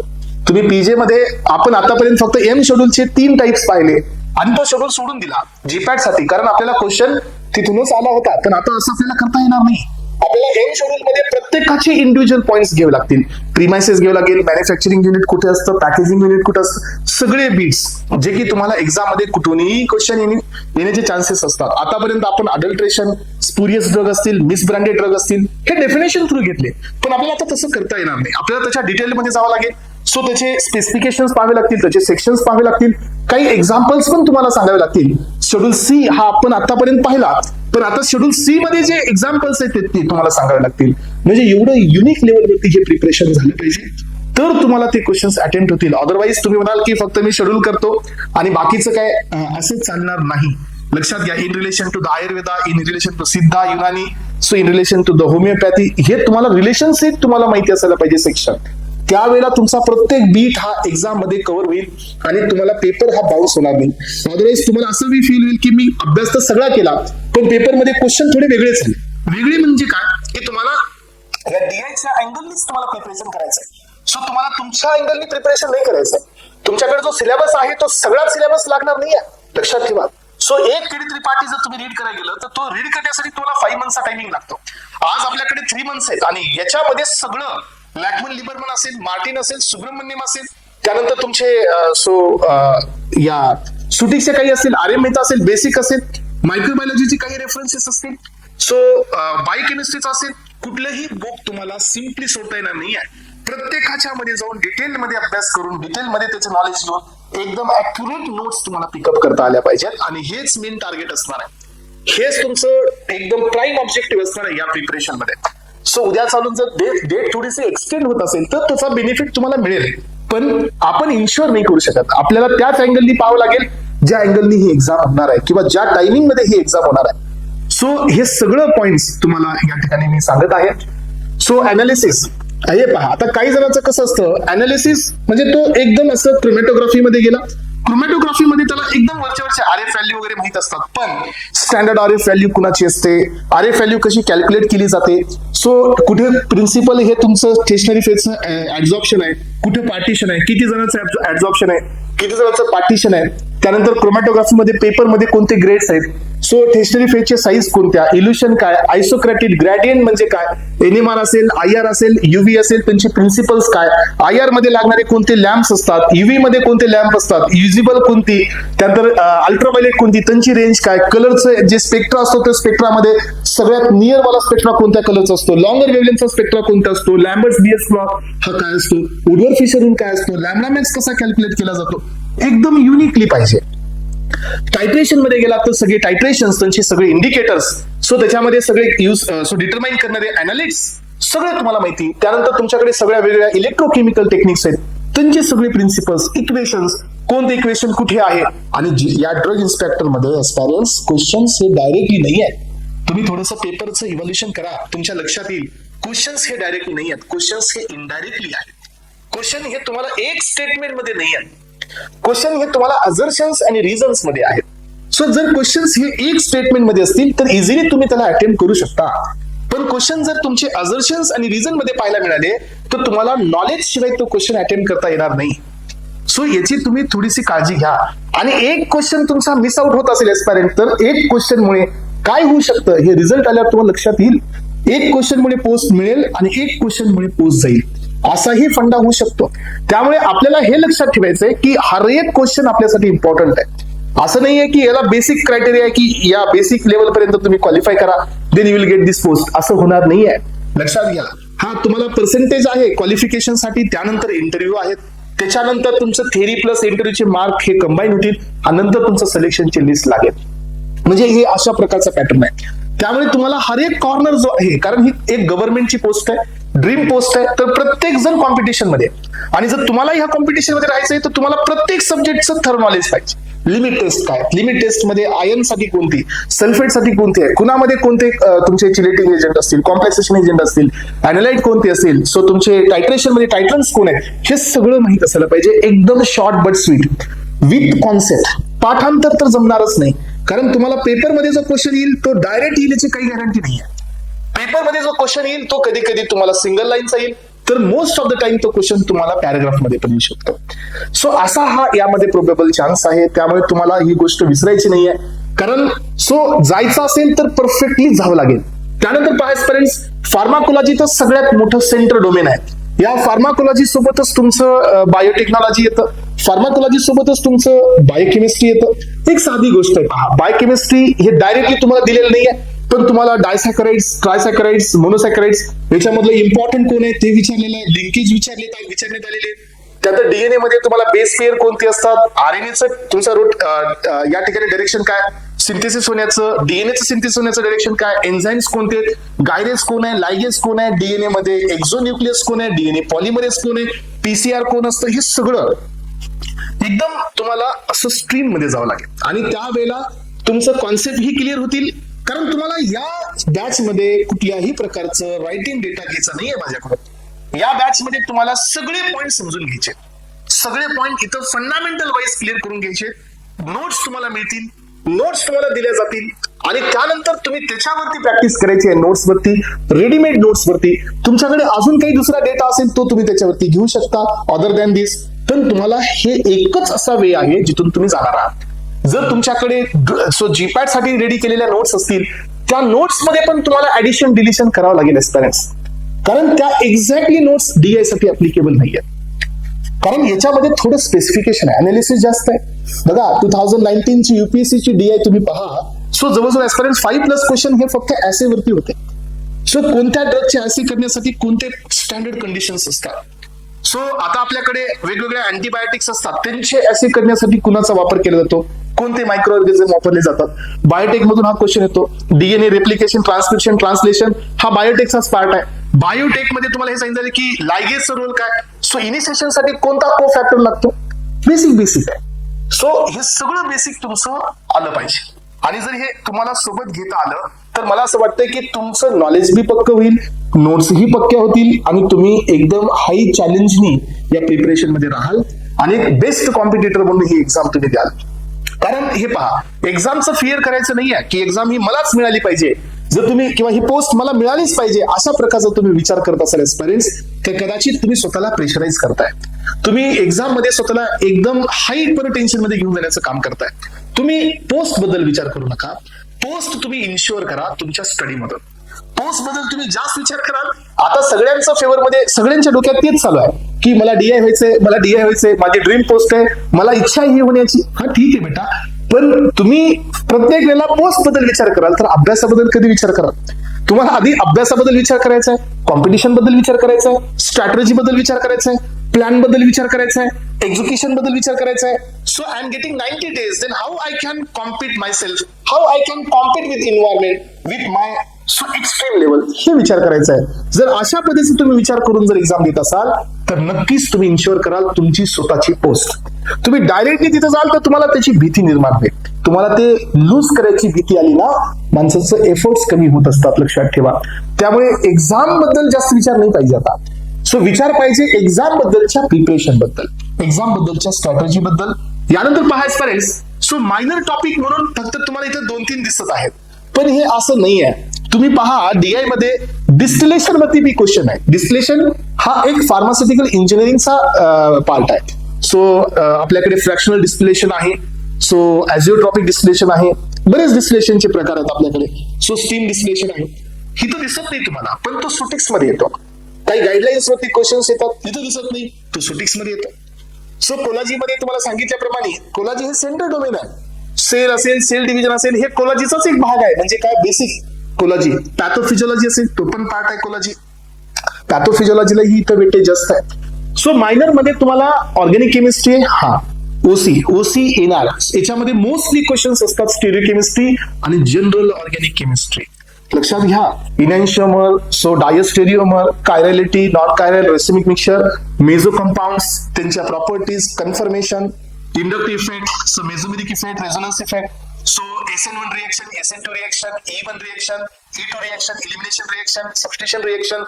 सो त्यानंतर कार्बोकॅटाइन्स, कार्बोआनाइन्स, नायट्रीन्स, कार्बिन्स हे इंटरमिडिएट्स. तर हा सगळा ओसीचा पार्ट आहे. बेसिक पासून ऍडव्हान्स पर्यंत हे क्वेश्चन्स जास्तीत जास्त तुम्हाला स्टिरियोकेमिस्ट्री आणि त्याच्या आधीचं थोडंसं बेसिक हे तुम्हाला इथून विचारलं जातं. सो त्यामुळे ओसी तुम्हाला बायपास करता येणार नाही. बायोकेमिस्ट्री तुम्हाला काहीच बायपास करता येणार नाही. बायोकेमिस्ट्री हा पण मोठा आहे. बायोकेमिस्ट्रीमध्ये मेटाबॉलिझम प्रोसेस आहे. सो सिक्वेन्स आलेला आहे एक्झाम मध्ये, डीआयच्या सिक्वेन्स विचारलेला आहे. तुम्हाला माहितीये की आपल्याकडे लिपिड्स हा एक भाग आहे याच्यामध्ये. सो लिनोलिक ऍसिड आहे, लिनोलेनिक ऍसिड आहे, ऍरेचिडोनिक ऍसिड आहे. यांच्यामध्ये नंबर ऑफ डबल बॉन्ड्स वेगळे. तर क्वेश्चन डीआय मध्ये रिसेंटली पाहायला मिळाला की याची इन्क्रीजिंग ऑर्डर तुम्ही सेट करा, डिक्रीजिंग ऑर्डर सेट करा. प्लाझ्मा एक्सपांडर कोण असतो? सो डेक्स्ट्रार असतो. तो कुठला क्वेश्चन आहे? तो बायोकेमिस्ट्रीचा आहे. डीआय मध्ये 2019 ला क्वेश्चन आलेला आहे. याचा अर्थ तुम्हाला याही सब्जेक्टला स्ट्रॉंग बनवायचं आहे. एरोबिक, एनारोबिक रेस्पिरेशन, ग्लायकोलिसिस मधून किती एटीपीज, टीसीए मधून किती एटीपीज. तुम्हाला तर एवढा वेळ नाहीये की प्रत्येक पॉईंट बघायचा आहे, एवढा वेळ नाहीये. पण तुम्हाला इन्शुअर करायचंय की त्याच्या पाठीमागे जर क्वेश्चन आला तर तो मला आला पाहिजे. सो ही लेवल जर तुम्ही ऍस्पिरंट्स इथं मॅनेज केली ना, तर मग मला असं वाटतं की तुमचं प्रिपरेशन हे चांगल्या लेवलला जाईल. आणि ऍस्पिरंट्स हा एक टॉपिक आहे बघा. सो ज्या टॉपिक बद्दल तुम्ही थोडंसं जास्तच सिरियस असायला पाहिजे. दोन म्हणण्यापेक्षा 3 टॉपिक हे आपल्याला जास्त पुश करावे लागतात ह्या डीआयच्या प्रिपरेशन मध्ये. त्यातला पहिला टॉपिक आहे हा फार्मास्युटिकल ज्युरिस्प्रुडन्स. हा तुम्हाला जास्त पिकअप म्हणजे पुश करावा लागतो, डीपला जावं लागतं, जे की आपण जनरली आपल्या या प्रिपरेशन मध्ये नाही करत. सो ड्रग इन्स्पेक्टर 2015 चा एक पेपर पहा, त्यामध्ये 15+ क्वेश्चन्स आहे ना. सो आपल्या महाराष्ट्राचा नाही, दुसरा पेपर. सो त्याच्यामध्ये 15+ क्वेश्चन्स हे फक्त लॅटिन टर्म्स वरती होते. सो लॅटिन टर्म्स याचा अर्थ काय की जिथं तुम्हाला आपण जीपॅट साठी त्याचं वेटेज खूप कमी आहे, पण डीआय मध्ये त्या गोष्टी आहेत. साइट म्हणजे काय असतो, अँटीसिबस काय, सो पोस्टसिबस काय, तुम्हाला माहिती आहे की त्याच्यामध्ये जे लॅटिन टर्मचे फॉर्म्युलेशन्स असतात याच्यावरती क्वेश्चन्स आहेत. मग तुम्ही तुमचं जो कव्हरेज आहे हे एवढं ब्रॉड असायला पाहिजे इथं. मग तुम्हाला मायक्रोबायोलॉजी थोडासा जास्त पुश करायचा आहे. मीडिया असतील, मायक्रो ऑर्गॅनिझम असतील, त्यांच्या टेस्ट असतील, वॅक्सिन आहे, सिरा आहे, वॅक्सिन मध्ये असणारे सगळे कॉन्स्टिट्यूशन्स असतील, व्हायरसेस असतील, single standard virus, RNA virus, DNA virus, त्यांचे कॉम्पोजिशन्स, नवीन अप्रूव्ड वॅक्सिन त्यांच्यामध्ये असणारे कॉम्पोजिशन्स, असे सगळे पॉइंट्स हे मायक्रोमध्ये येतात. हिस्ट्री असेल थोडीशी मायक्रोबायोलॉजीची, त्यानंतर बॅक्टेरिया असेल, सो त्यानंतर तुमचा व्हायरस आहे, फंगस आहेत, फंगाय आहेत, हे सगळे याच्यामध्ये. स्टरलायझेशन असतील, स्टेनिंग असेल, सगळ्यात स्टेनिंग म्हणजे ज्याला आपण मायक्रो ऑर्गॅनिझमचे आयडेंटिफिकेशन टेक्निक्स म्हणतो ना. आपण फक्त ग्राम स्टेन ऐकलाय, त्याच्या पुढे अजून 2-3 टेक्निक असतात. सो हे मॉडिफाईड टेक्निक्स असतात पहा, नेल्सन्स मेथड वगैरे, त्याच्यावर बी क्वेश्चन्स आहेत. बॅक्टेरिया कोण आहेत हे माहित असायला पाहिजे, व्हायरसेस कोण आहेत माहित असायला पाहिजे, पॅरासाइट्स कोण आहेत माहित असायला पाहिजे, फंगस कोण आहेत माहित असायला पाहिजे. डायरेक्ट क्वेश्चन्स आहेत. सो हा सगळा पार्ट तुमचा मायक्रोमध्ये थोडासा जास्त तुम्हाला पुश करावा लागेल एस्पायरन्स. आणि त्यानंतर मग तुम्हाला जो छोटासा बॅकअप आहे as per the previous syllabus हे आहे रिझनिंग, ऍप्टिट्यूड आणि करंट अफेअर मध्ये. करंट अफेअरचे एवढे क्वेश्चन्स नाही आहेत, पण रिझनिंग मध्ये 5 to 6 क्वेश्चन्स येण्याचे चान्सेस असतात आतापर्यंतच्या सिलेबसनुसार. मे बी याचं वेटेज या येणाऱ्या एक्झाम मध्ये अपडेट होईल, कमी होईल किंवा आहे तेवढं कॉन्स्टंट राहील हे सांगता येणार नाही. जसा सिलेबस रिलीज होईल त्याच्या अकॉर्डिंगली आपण हे डिसाईड करू शकतो. चला तर एस्पिरंट्स नेक्स्ट पॉइंट आहे तो म्हणजे पाठीमागचा. पहा आता तुम्हाला हे लक्षात येईल की पाठीमागच्या सिलेबस मध्ये आणि डीप लेवल मध्ये किती फरक आहे, किती अंतर आहे हे बघा. सो फार्माकोलॉजी, फिजिओलॉजीचा जो टॉपिक आहे याच्यामध्ये एकच बीट दिलाय फक्त, तो म्हणजे ब्लड. ही सिस्टम कशासोबत असोसिएटेड आहे ब्लडवाली? तुम्हाला माहिती आहे की आपल्याकडे एक बॉडी फ्लुइड आणि सर्क्युलेटरी सिस्टम आहे. तर ह्या सर्क्युलेटरी सिस्टम सोबत ही असोसिएटेड आहे ब्लड मध्ये कॉम्पोजिशन. सो तुम्हाला माहिती आहे आरबीसी मध्ये जे शेप असेल आरबीसीचा, आरबीसी मध्ये असणारी एचबी मध्ये कॅरिंग कॅपॅसिटी, अॅनिमियाचे क्लास, सो कोऑग्युलेशनच्या मेथड तुम्हाला माहिती आहे का एस्पिरंट्स, जो आपल्याकडे कॅस्केड मेथड असते कोऑग्युलेशनची आपण पाठ केलेली असते. एक पीवायक्यू मध्ये क्वेश्चन आलेला आहे की त्यांनी क्वेश्चन्स मध्ये सिरीज विचारलेली आहे की आधी कोण ऍक्टिव्हेट होतो, इंट्रेन्सिक पाथवे, एक्सट्रिन्सिक पाथवे होतो की फॅक्टर नंबर 8 होतो की फॅक्टर नंबर 10 होतो की फॅक्टर नंबर 12 होतो. आपल्याला पुन्हा नंतर वाटतं की अरे मी तर हे रीड केलंय पण मी अशा अँगलने रीड नाही केलंय. पण दॅट इज द प्रॉब्लेम. आणि तोच तर मेन एक इश्यू आहे जो एक्झाम ओरिएंटेड तुम्हाला करायचंय. माहिती तर आहे, माहिती करून देण्याचं काम ही करू, पण एक्झाम ओरिएंटेशन नसेल तर थोडंसं मिसिंग होणार आहेत एस्पिरंट्स कॉन्सेप्ट. लक्षात घ्या. आणि हे पहा, सो तुम्हाला कोऑग्युलेशनचे फॅक्टर्स, आता हे पण पहा तुम्ही. सो आपल्याकडे 13 फॅक्टर्स असतात कोऑग्युलेशनचे, पण आपल्याकडे ऍस्पिरंट्स फॅक्टर नंबर 17 बी आहे, फॅक्टर नंबर 18 बी आहे, फॅक्टर नंबर 19 बी आहे, फॅक्टर नंबर 20 बी आहे. मग तिकडून जर क्वेश्चन आला तर हे माहित नसतं. सो प्रोटीन सी असेल, प्रोटीन एस असेल, सो हेपॅरिनचा एक फॅक्टर असतो, तो फॅक्टर असेल. मग हे तुम्हाला ऍडिशनली करायचं आहे आणि हे एवढ्या क्विक करायचं आहे पेरेंट्स की आपल्याकडे जास्त टाइम नाही आहे. त्यामुळे तुमचं लक्ष हे एकदम प्रॉपर पाहिजे, डेडिकेशन एकदम एक्स्ट्रीमला पाहिजे. आणि त्यानंतर याच्यामध्ये पेरेंट्स हे पहा, ब्लड कॉम्पोनंट्स, ब्लड मध्ये असणारे सगळे तुमचे प्रोटीन्स. प्रोटीन मध्ये बघा, इथे बी प्रोटीन आले, तुमच्या बायोफॉर्म मध्ये बी प्रोटीन्स येतात. Albumin, globulin, alpha acid, glycoprotein, lipoproteins. सर्वात जास्त बाइंडिंग कुणासोबत असते? अल्बुमिनला किती साईट असतात? अल्बुमिनचे साईट 1 कोण आहे? अल्बुमिनच्या साईट 1 ला कोण बाइंड होतं? सल्फोनामाइड बिलोरुबिनची साईट कोणती आहे? कर्नेक्टरस इथं कसा होतो? हे सगळं पॉइंट्स हे ब्लडच्या कॉम्पोनंट सोबतच असोसिएटेड आहे. इथं असणारे सगळे अँटीबॉडी, प्लाझ्मा मधून आपल्याला अँटीबॉडीज पाहायला मिळतात. आयजीजी असेल, आयजीई असेल, आयजीएम असेल, आयजीडी असेल. हे कधी कोणते रिलीज झाल्या? प्लॅसेंटा मधून कोणती जाते? मिल्क मधून कोणती जाते? कोणत्या मोनोमर आहेत, कोणत्या पॉलिमर आहेत? अॅनाफिलॅक्सिस मध्ये कोणती असते? आयजीईचा आपल्या बॉडीमध्ये रोल काय? आयजीजीचा रोल काय? आयजीएचा काय रोल आहे? हे सगळं आहे आणि हे सगळं असणार बी आहे. पण इथं दिलंय का? तसं नाही दिलंय. म्हणून तर तुम्हाला मी सांगतोय, सिलेबस हा फक्त बुलेट पॉइंट मध्ये आहे. जरी या इयरला बी तो सिलेबस असाच आला तरी मी तुम्हाला हे लक्षात ठेवायचं की याच्या पाठीमागे खूप मोठी स्ट्रेंथ आहे आणि हे केल्याशिवाय तुम्हाला पुढे जाताच येणार नाही. बघा, मी एक क्वेश्चन वाचत होतो त्याच्यामध्ये आजपर्यंत, व्हायरस आहे, एचआयव्ही व्हायरस, याचं तरी प्रायमरी आहे की सेकंडरी आहे, असा क्वेश्चन आला होता, जो की तुम्हाला जनरली रेफरन्सेस मध्ये नाही पाहायला मिळत. मग हे तुम्हाला कुठून पाहायला मिळतं? एचआयव्ही व्हायरसचे जे अटॅक असतो आपल्या बॉडीमध्ये, सो त्याचा आपल्या बॉडीमध्ये म्हणजे आपण म्हणतो की तो प्रायमरी अटॅक, आपल्याकडे 3 डिफेन्स असतात. फर्स्ट लाईन डिफेन्स आहे, सेकंड लाईन डिफेन्स आहे, थर्ड लाईन डिफेन्स आहे. तर त्या व्हायरसचं नेचर विचारलं होतं. मग हे तुम्हाला आपल्या नॉर्मल बुक्समध्ये किंवा नॉर्मल रेफरन्सेस मध्ये नाही मिळत. हा, काही क्वेश्चन्स असे बी असतील एस्पायरंट्स जे की रेफरन्सेस मधून तुम्हाला सापडणार नाही. काही क्वेश्चन्स तुम्हाला असे सापडतील जे एमसीक्यू मधून सापडतील. एमसीक्यू मधून तुम्हाला तो पाठ करावा लागेल, कारण तुम्हाला प्रत्येकाला माहिती आहे कॉम्पिटिटिव्ह एक्झाम मध्ये, सो प्रत्येक एक्झाम मध्ये असे काही क्वेश्चन्स असतात जे की थेअरी मध्ये तुम्हाला मिळणार नाही. मग तुम्ही ज्याला प्रॅक्टिस कराल, तुम्ही एक टेस्ट द्याल, सो 2 टेस्ट तुम्हाला द्यायचे आहेत. या टेस्ट मध्ये जो काही डेटा तुमच्या नोट्स मध्ये कव्हर झालेला नसेल, हा सगळाच डेटा नसेल एस्पायरंट्स. जनरली 4 क्वेश्चन, 3 क्वेश्चन्स, 5 क्वेश्चन्स असे असतील. मग तो पार्ट तुम्हाला ऍड ऑन करत राहावं लागेल, कारण जे एक्झाम घेतले जातील हे पीवायक्यूच्याच बेसिसवरती असतील आणि मग त्याच्यामध्ये काही गोष्टी असे असतील की तुम्हाला रेफरन्सेस मध्ये फाइंड आउट होणार नाही. मग ते गोष्टी तुम्हाला ऍड करत राहावं लागेल. आणि आपल्याकडे मला अजून एक गोष्ट तुम्हाला सांगायची आहे की कसं असतं की आपण कुठल्याही कॉम्पिटिटिव्ह एक्झामची सायकोलॉजी काय सांगते की ज्या टॉपिक बद्दल आपल्याला आयडिया नाहीये आणि ज्या टॉपिक बद्दल आपल्याला आयडिया आहे, किंवा जो टॉपिक आपला झालेला नाहीये आणि जो टॉपिक आपला झालेला आहे, याच्यामध्ये आपली सायकोलॉजी जाते. जो टॉपिक आपला झालेला नाहीये इकडे जाते. सो आणि इथंच आपण फसतो, इथंच आपल्याला सगळ्यात मोठा प्रॉब्लेम क्रिएट होतो. तर एस्पायरंट्स लक्षात ठेवा, कॉम्पिटिटिव्ह एक्झामचा रूल आहे, जो तुम्हाला माहित आहे ते आधी क्लिअर होणं गरजेचं आहे. सो जे सब्जेक्ट तुमचे क्लिअर आहेत ते आधी क्लिअर होणं गरजेचं आहे. ते झाल्यानंतर तुम्हाला तिकडे जायचे जे सब्जेक्ट तुमचे क्लिअर नाही आहेत. तुम्ही जे सब्जेक्ट क्लिअर आहेत त्याच्याकडे टाइम नाही दिला, जे सब्जेक्ट क्लिअर नाही आहेत त्याच्याकडे टाइम दिला, आणि ते जर उद्या तुमचे क्लिअर नाही झाले तर हाही क्लिअर होणार नाही आणि हाही तुमचा रिवाइज होणार नाही.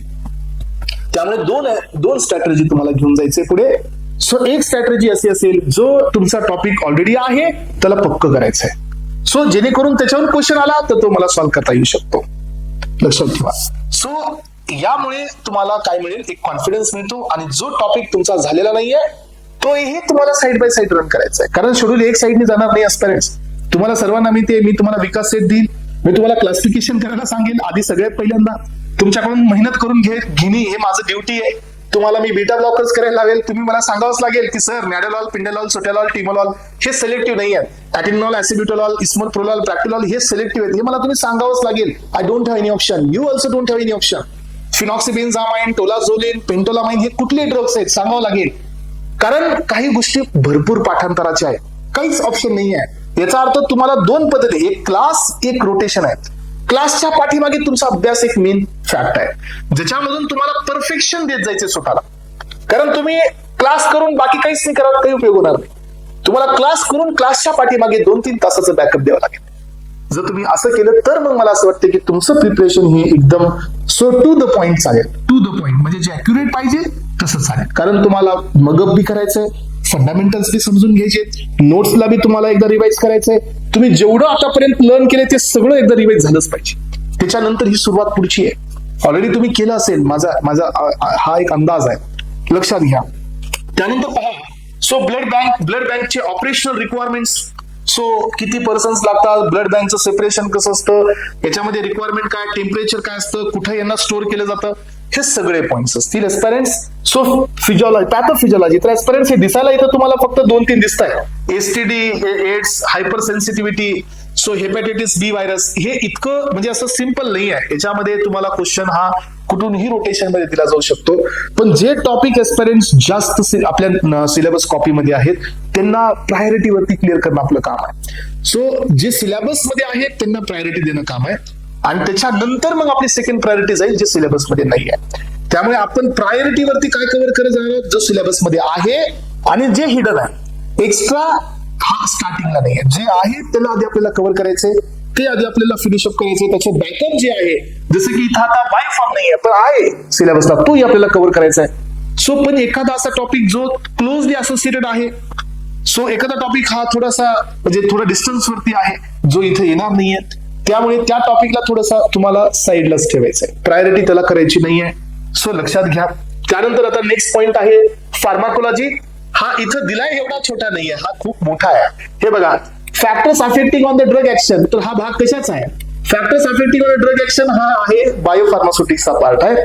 सो ड्रग अफेक्टिंग कोऑग्युलेशन हा तुम्ही जवळजवळ एचएपी पाहू शकता. तिकडला पार्ट हायपर सेन्सिटिव्हिटी आले, अँटीपायरेटिक, एनाल्जेसिक, अँटीटेशियस, हे बघा सिडेशन आलं, हिप्नोटिक आले म्हणजे सेंट्रल नर्वस सिस्टम आली. सो हे सेंट्रल नर्वस सिस्टम तुम्हाला माहिती पाहिजे तर याच्या आधी तुम्हाला एएनएस माहित पाहिजे. एएनएस आलं तर मग थोडंसं रिसेप्टर बद्दलचं बी नॉलेज असायला पाहिजे. सो एनएसआयडी, लोकल एनेस्थेटिक, हा इथं मेन जो तुमचा जास्त वेटेज दिला जातो एस्पिरंट्स तो असतो किमोथेरपीला.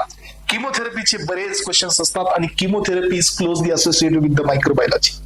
ज्याचं मायक्रो क्लिअर आहे त्याचं किमो क्लिअर होतं, जसं किमो क्लिअर आहे त्याचं मायक्रो क्लिअर होतं.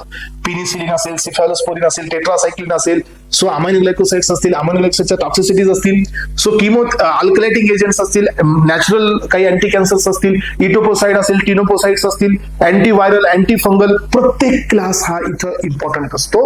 क्लासिफिकेशन तर मेन आहे, मेकॅनिझम मेन आहे आणि त्याच्यानंतर मग छोटे मोठे इंडिव्हिज्युअल पॉइंट्स. आणि हे इतकं क्लिअर देईल तुम्हाला मी की तुमच्या ब्रेन मध्ये प्रत्येक बीट हा डायरेक्टली मध्ये जाईल, कुठल्याही प्रकारचं बाउन्स होऊ देणार नाही. फक्त तुम्हाला व्यवस्थित घ्यावं लागेल, समजून घ्यावं लागेल, तर हा पार्ट तुमच्या समोर क्लिअर होऊन जाईल. सो कॉन्ट्रासेप्टिव्ह आहेत, हॉर्मोन्स आहेत, म्हणजे इथं अजून एक सिस्टम ऍड झाली ती म्हणजे एंडोक्राईन सिस्टम. एंडोक्राईन सिस्टम आली की वापस कुठली सिस्टम आली? Reproductive system. रिप्रोडक्टिव्ह आली की वापस कोणती सिस्टम आली? Hormonal system. म्हणजे हे सगळं रोटेशन आहे. एचएपी थोडं, फार्माकोलॉजी थोडं, पॅथोफिजिओलॉजी थोडं, हे असं कम्प्लीट तुम्हाला सर्कल पाहिजे. हे स्टेरॉइडची केमिस्ट्री, हॉर्मोनची केमिस्ट्री हे बी विचारली जाते. Aldosterone, oestrogen, progesterone, cortisone, hydrocortisone, cortisol, sex hormone, epiandrosterone, हे सगळे यांची केमिस्ट्री. कोलेस्ट्रॉल मधून हे कसे तयार होतात, यांच्यामध्ये फंक्शनल ग्रुपचा काय डिफरन्स असतो, मिनरलोकॉर्टिकॉइड्स, ग्लुकोकॉर्टिकॉइड्स, सेक्स हार्मोन्स यांच्यामध्ये लोकेशन्स, ग्लोमेरुलासा, रेटिक्युलारिस, फॅसिक्युलेटा कुठून येतात, मेडुल्ला कुठे असतो, तिथून कोणता न्यूरोट्रान्समीटर रिलीज होतो. म्हणजे हे पहा, बल्क नाही पाहिजे पण प्रत्येक बीट पाठीमागचा जो त्याच्या बॅकग्राऊंड मध्ये आहे तो क्लिअर पाहिजे. हे माझं टार्गेट आहे, हे तुमचंही टार्गेट असं असायला पाहिजे. सो यानंतर टॉक्सिकोलॉजी आहे, दिसायला दिसतं छोटं, पॉइझन, चिलेटिक एजंट्स, हेवी मेटल्स, अँटीडोट्स वगैरे, हा पण खूप मोठा सिलेबस आहे एस्पिरंट्स. यानंतर मायक्रोबायोलॉजी आहे, तुम्हाला सांगितल्याप्रमाणे स्टरलायझेशन याच्यात मेन असतं. स्टरलायझेशन मध्ये सगळेच प्रकारचे स्टरलायझेशन, सगळ्यांचे एक्झाम्पल्स, ॲटोक्लेव्ह असेल, हॉटिवर वन असेल, केमिकल असेल, गॅसेस असेल, मेम्ब्रेन वाला मेकॅनिकल असेल, सगळेच त्यांचे साईज, त्यांचे बॅक्टेरिया, त्यांचे टेस्टिंग बॅक्टेरिया, त्यानंतर स्टरलायझेशन मध्ये असतात डी व्हॅल्यू, झेड व्हॅल्यू, ते काय असतात, त्यांचे काही एक्सप्लेनेशन, हे सगळे ऍसेप्टिक टेक्निक्स आहेत, डिसइन्फेक्टंट आहेत, पायरोजन, हे थोडंसं जास्त डिटेल मध्ये लागतं. पायरोजन हा कुठून तयार होतो, कधी तयार होतो, पायरोजनची रॅबिट टेस्ट काय, शॅम टेस्ट काय, मेन टेस्ट काय, त्याच्यामध्ये डिफरन्स किती असतो, 0.6 डिग्री सेल्सिअसचा जो व्हॅरिएशन आहे तो किती जणत असतो, लाल टेस्ट कुठं असते, लाल टेस्ट कशासाठी असतं, सो जो लाल मध्ये लुमस अॅमिबोसाइट्स जो रिएजंट असतो तो कुठून एक्सट्रॅक्ट करण्यात आलेला आहे, हा सगळा बीट ऍसेप्टिक टेक्निक्स मध्ये सगळे तुमचे पार्टिकल्स अलाउड जिथे आहेत, किती पार्टिकल्स तुम्हाला अलाउड आहेत, हे सगळा भाग याच्यामध्ये आहे. आणि हे थोडस तुम्हाला जास्त डिटेलमध्ये पाहावं लागतं. पहा, ऍसे ऑफ अँटीबायोटिक्स, सो विटामिन्स असतील, विटामिनचे असे असतील, तुम्ही हे कुठून पाहाल माहितीये का, हे तुमच्या 11th-12th मध्ये फूड प्रोडक्शन नावाचा एक चॅप्टर आहे पहा, 12th मध्ये, तिथून हे येणार सगळे विटामिनचे रिक्वायरमेंट्स, विटामिन सिंथेसिस साठी कोणत्या गोष्टी लागतील, कुठून यांचे टेस्टिंगचे ऑर्गॅनिझम्स, अँटीबायोटिकच्या टेस्टिंगचे ऑर्गॅनिझम्स, हे मेन पार्ट आहे. बॉडीमध्ये असणाऱ्या वेगवेगळ्या सो रिएक्शन्स, त्यांची टेस्टिंग टेस्ट, सो टीबीची टेस्ट असेल, सिफेलिसची टेस्ट असेल, कीटोन बॉडीची टेस्ट असेल, रुथिरा टेस्ट असेल पहा, मोन्टेक्स टेस्ट असेल पहा, इलायझा असेल, हे सगळ्या टेस्ट लागतात. डायरेक्ट आहे हे. सगळ्या प्रकारचे ऍडव्हर्स इफेक्ट, सगळ्या प्रकारचे कॉन्ट्राइंडिकेशन, सगळ्या प्रकारचे इंट्रॅक्शन्स, सगळ्या प्रकारचे क्लासिफिकेशन, सगळ्यांची सिलेक्टिव्हिटी, नॉन सिलेक्टिव्हिटी, व्हायटॅमिनचं classification, microorganism classification, comma shaped कोण आहेत, रॉड शेप्ड कोण आहेत, ऍसिड फास्ट बॅसिलस कोण आहेत, सर्कलच आहे सर्व. आणि करावं लागणार आहे आपल्याला सगळं. हे पहा, डीएनए आरएनए, तो सगळ्यात महत्वाचा असतो हा part, DNA RNA. So DNA मध्ये किती बॉन्ड असतात, फॉस्फोडायस्टर कसं असतो, पॅरलल असतो की अँटी पॅरलल, डीएनए मध्ये एटीजीसी, आरएनए मध्ये UGC, RNA single standard, DNA double standard, DNA to DNA replication, DNA to RNA transcription, RNA to protein translation, हे सगळं तुम्हाला व्यवस्थित पाहावं लागेल, पॅकेजिंग सहित बघावं लागेल. हिस्टोन प्रोटीन कुठे असतात, ऑक्टामर कसं तयार होतं, H1 कुठं असतो, लिंकर डीएनए कुठं असतो, डीएनए पॉलिमरचे किती टाईप आहेत, आरएनए पॉलिमरचे किती टाईप आहेत, RNA polymers 1, 2, 3, DNA polymers alpha, beta, gamma, delta, ह्याचे रोल्स. सो रिप्लिकेशन फॉर्क, त्याची side, initiation, termination, elongation, sense code, nonsense code, genetic मध्ये जेनेटिकचा बी थोडासा पार्ट तुम्हाला माहित असायला पाहिजे. It is associated with the amino acids. Amino acids हे बायोकेमिस्ट्रीचा part आहे, परत इथे येऊन जाईल. एन्झाईम्स असतील, विटामिन्स असतील, सो प्रोटीन्स असतील, प्रोटीनचे मेटाबॉलिझम असेल, कार्बोहायड्रेट लिपिड असतील, त्यांचं मेटाबॉलिझम असेल, रिकॉम्बिनेशन डीएनए टेक्नॉलॉजी असतील, यस. सो आरडीएनए टेक्नॉलॉजी म्हणतात याला, प्लाझमिड असेल, बॅक्टेरियोफाज असेल, यांच्यामध्ये आपण रिकॉम्बिनेशन कसं करतो, कुणामध्ये करतो, हे ना, हे आहे मेन आहे हा पार्ट. त्यानंतर इम्युनॉलॉजिकल सगळे प्रोडक्ट्स असतील, नवीन रिलीज झालेले. आपल्याकडे जीन थेरपी असते पहा, एक जर्मलाइन जीन थेरपी असते, सोमॅटिक जीन थेरपी असते.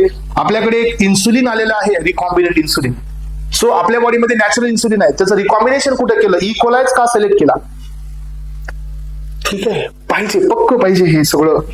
वॅक्सिन सेरा, नंतर हे फार्मास्युटिक्सचा पार्ट आहे पहा.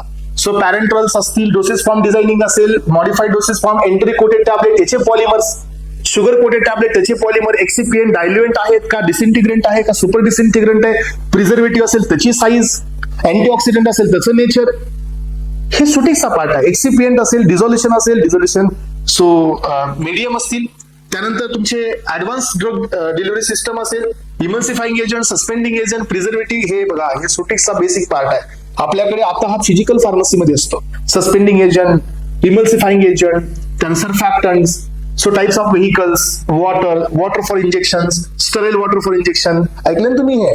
So sterile water for injection, त्यानंतर असो बॅक्टेरियोस्टॅटिक वॉटर फॉर इंजेक्शन, त्यांची असणारी पार्टिकल साईजची लिमिट, ते स्टरेल आहे की नाही, त्याच्यात पायरोजन फ्री आहे की नाही, हा एक मोठा चार्ट आहे हा, तो तुम्हाला येऊन जाईल इथं. सो मेडिकल डिव्हाइसेस पण तुम्हाला सुचर्स वगैरे, लिगाचर्स वगैरे, त्यानंतर ऑपरेशनचे लागणारे सगळे फोर्सेपचे टाइप्स, सिझरचे टाइप्स, बेसिक वाले सगळे ते मला ते डिप्लोमा मध्ये सगळ्यात जास्त असतात, ते तिथून हे क्वेश्चन्स फ्रेम होतात. त्यानंतर केमिस्ट्रीमध्ये तुम्ही पाहिलं असेल, आयसोमर्स असतील, इनॅन्शियमर, टॉटामेरिझम, फर्मेंटेशन, हा हे फर्मेंटेशन पुन्हा मायक्रोचा पार्ट आहे, लक्षात घ्या. हा फर्मेंटेशन तिथेही येतो, तुम्हाला इथं दिलेला आहे पण तिथे येतो mainly. Synthesis of antibiotics, diazo reaction, स्टेरॉइडची केमिस्ट्री तुम्हाला इथं थोडंसं दिलं नाहीये, पण तुम्हाला माहित असू द्या, थोडंसं जीओसी तुम्हाला याच्यामध्ये टाकावं लागेल. इंटरमिडिएट्स तुम्हाला इथं घ्यावे लागतील, इंटरमिडिएट्स तुम्हाला इथं टाकावं लागतील, कारण का थोडे हेट्रोसायक्लिक कंपाऊंड मी तुम्हाला पाहावे लागतील, कारण हा क्वेश्चन तिकडून येतो नंतर की म्हणून तुम्हाला हे विचारतं की पेनिसिलिन मध्ये कोणता रिंग कंटेंट, तुम्हाला मग ते माहित पाहिजे त्याच्यात बीटा लॅक्टम आहे. तुम्हाला क्लोरेनफेनिकॉल मध्ये कोण आहे तर तुम्हाला सांगलं की नायट्रोबेन्झिन आहे. सो याचा अर्थ थोडंसं रिलेशन तिकडूनही तुम्हाला इथं किमोथेरपीचं विचारलं जाईल. कधी कधी आपण याला डिफरन्शिएट नाही करू शकत. अनालिसिस मध्ये मेन 3 सेक्शन आहेत बघा. सो मला असं वाटतं अनालिसिस मध्ये मेन 3 सेक्शन आहेत. त्यातला पहिला सेक्शन आहे क्रोमॅटोग्राफी, जो की इथे येतो. दुसरा सेक्शन आहे तुमचे टायट्रेशन्स आणि इलेक्ट्रोकेमिकल टेक्निक्स तिसरा सेक्शन असतो स्पेक्ट्रोस्कोपी. 3 सेक्शन मेन असतात. अनालिसिस इथं थोडंसं जास्तच पाहिजे. तुम्हाला माहितीच पाहिजे की डायपोल मुवमेंट IR मध्ये नाही आहे. सॉरी IR मध्ये आहे, डायपोल मुवमेंट रमन मध्ये नाही आहे. IR ज्याच्याकडे डायपोल मुवमेंट नसते तो IR मध्ये ऍक्टिव्ह नसतो. ज्याच्याकडे डायपोल मुवमेंट असते, आता डायपोल मुवमेंट काय हे कोण सांगतं? केमिस्ट्री सांगतं. आलं का परत एकदा फिरून? NMR बी तसाच येईल है ना, NMR. So carbon C12 NMR, C13 H1 NMR, थोडं. त्यानंतर युव्ही मध्ये जास्त येतात questions. Chromophore, ॲक्झोक्रोम, chromatophore, लॅम्बर्ट्स bears law, युव्हीचे काही प्रिन्सिपल, सो हायपरक्रोमिक शिफ्ट, बॅथोक्रोमिक शिफ्ट हे थोडंसं येणार स्पेक्ट्रोस्कोपी मध्ये. त्यानंतर तुमचं मास आहे, मास एवढं जास्त नाही, पण IR आणि NMR आणि UV थोडे जास्त येतात. ॲटॉमिक ऍब्झॉर्प्शन, ॲटॉमिक इमिशन आहे, थोड्या टेक्निक्स आहेत. त्याच्यानंतर हे दिले तिथे ॲटॉमिक ऍब्झॉर्प्शन, ॲटॉमिक इमिशन आहे, HPLC, GLC, HPTLC, UV spectra आहे, सो LCMS आहे, लिक्विड क्रोमॅटोग्राफी, मास स्पेक्ट्रोस्कोपीचं कॉम्बिनेशन असतो, लिमिट टेस्ट वगैरे हे आहे. त्यानंतर पीजे मध्ये मात्र तुम्ही सगळंच घ्या. पीजे मध्ये काही सोडता येणारच नाही. हर एक तो पॉईंट पीजे मध्ये इम्पॉर्टंट आहे. सिलेबस कडे तुम्हाला पाहायचंय, नाही असं नाही, पण DNC ऍक्ट पूर्ण, ड्रग आणि कॉस्मेटिक ऍक्ट नंतर फार्मसी ऍक्टचे सगळे पूर्ण, DTABचे बोर्ड पूर्ण, सो तुमच्या त्याचे सगळेचे मेंबर्स सगळे पूर्ण, DCC मेंबर सगळे पूर्ण, फार्मसीमध्ये joint pharmacy council, state pharmacy council त्याचे मेंबर सगळे पूर्ण, पेनल्टी सगळ्या पूर्ण, शेड्यूल सगळे पूर्ण पीजी मध्ये, सेक्शन सगळे पूर्ण according to the section. Drug इन्स्पेक्टरच्या पॉवर किती सेक्शन मध्ये, 21 मध्ये कोण आहे, 20 मध्ये कोण आहे, 33F मध्ये कोण आहे, 33G मध्ये कोण आहे, हे सगळंच तुम्हाला इथे लागणार आहे, डिटेल मध्ये लागणार आहे. अजून याच्यापेक्षा जास्त थोडं डीप जाऊन तुम्हाला पाहावं लागणार आहे. स्परेंट, स्पुरियस ड्रग असतील, मिस ब्रँडेड असतील, सो अनालिस्टच्या पॉवर असतील, अनालिस्टची ड्युटीज असतील, गव्हर्नमेंट इन्स्पेक्टरचा, ड्रग इन्स्पेक्टरच्या पॉवर, पोस्टच त्याची आहे, तर तुम्हाला त्याच्याबद्दल रीड करावंच लागणार आहे. सो यानंतर मग हे काही गोष्टी ऍडिशनल आहेत एस्पिरंट्स, नार्कोटिक ड्रग, इसेन्शियल ड्रग्स वगैरे, सेंट्रल ड्रग लॅबोरेटरी अथॉरिटी असेल, मॅजिक रिमेंडीज ऍक्ट असेल, सो न्यूट्रास्युटिकल्स असतील, सगळे कॉस्मेटिक्स असतील, त्यानंतर सेंट्रल ड्रग लॅबोरेटरी असतील, CDL, GMPच्या गाईडलाईन असतील एस्पिरंट्स.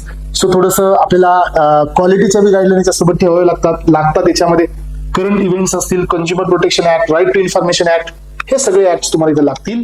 आणि एवढं सगळं तुमचं झाल्यानंतर मला असं वाटतंय डिटेलमध्ये बरं का तुमचं प्रिपरेशन हे थरोली होईल. मला असं म्हणायचंय की आपण हर एक बीट नाही, पण जेवढे बीट आपल्याकडे आहेत, जेवढे एक्झामला येतात, जेवढे तुम्हाला माहिती असायला पाहिजे तेवढं पाहणं मला वाटतं मॅन्डेटरी आहे.